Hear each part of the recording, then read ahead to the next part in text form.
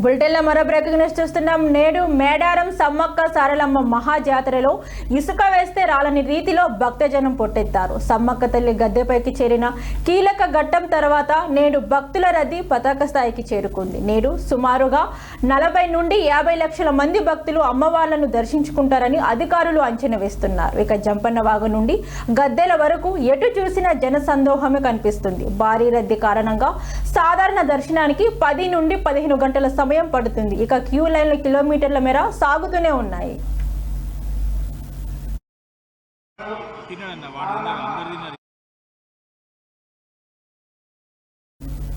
ఇక భక్తులు పుణ్యస్నానాలు ఆచరించే జంపన్న వాగు ప్రాంతం పూర్తిగా కిక్కిరిసిపోయింది. నీటి ప్రవాహం తక్కువగా ఉండడం, భక్తులు ఎక్కువగా ఉండడంతో ఇబ్బందులు తలెత్తుతున్నాయి. మేడారం వైపు వచ్చే అన్ని రహదారులు వాహనాలతో నిండిపోయాయి. పస్రా, తడ్వాయి మరియు ఏటూరు నగరం మార్గాల్లో కిలోమీటర్ల మేర ట్రాఫిక్ జామ్ ఏర్పడింది. ఇక రద్దీని దృష్టిలో ఉంచుకొని మంత్రులు సీతక్క, పొంగులేటి శ్రీనివాసరెడ్డి అక్కడ ఉండి పరిస్థితిని పర్యవేక్షించారు.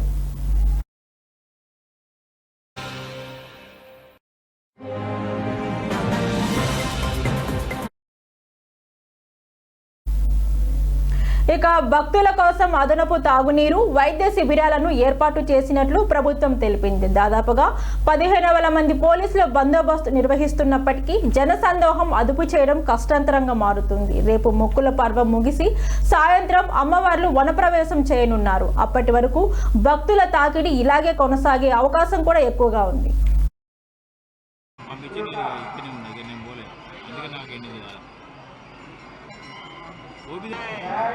సమ్మక్క తల్లికి మనం ఎదుర్కొంటూ పనిచేస్తున్నట్టుగా ఆ తల్లి మనందరినీ కూడా అనుగ్రహిస్తున్నట. కాబట్టి భగవంతుడినటువంటి ఈ కంఠంతో అమ్మవారి యొక్క నామాన్ని గట్టిగా పలికినట్లయితే ఈ కంఠం చేసుకున్నటువంటి సినిమాల. కాబట్టి అందరూ కూడా గట్టిగా చెప్పండి, జై బలో సారలమ్మ తల్లికి, జై బలో సమ్మక్క తల్లికి, జై బలో సారక్క తల్లికి. అందరూ కూడా ఇదిగో అమ్మవారు యొక్క మెయిన్ గేట్ కింద కేవలం అందరూ కూడా జనరల్ ఉంటాయి అన్న మరి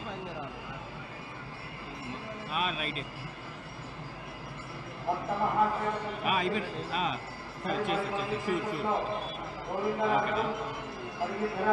తినడన్న వాడు అందరు తిన్నారు. తినడానికి పంపించి నేను ఇక్కడనే ఉన్నాయి. నేను పోలేదు, ఎందుకంటే నాకు ఎన్ని సమ్మక్క తల్లికి మనం ఎదుర్కొంటూ పనిచేస్తున్నట్టుగా ఆ తల్లి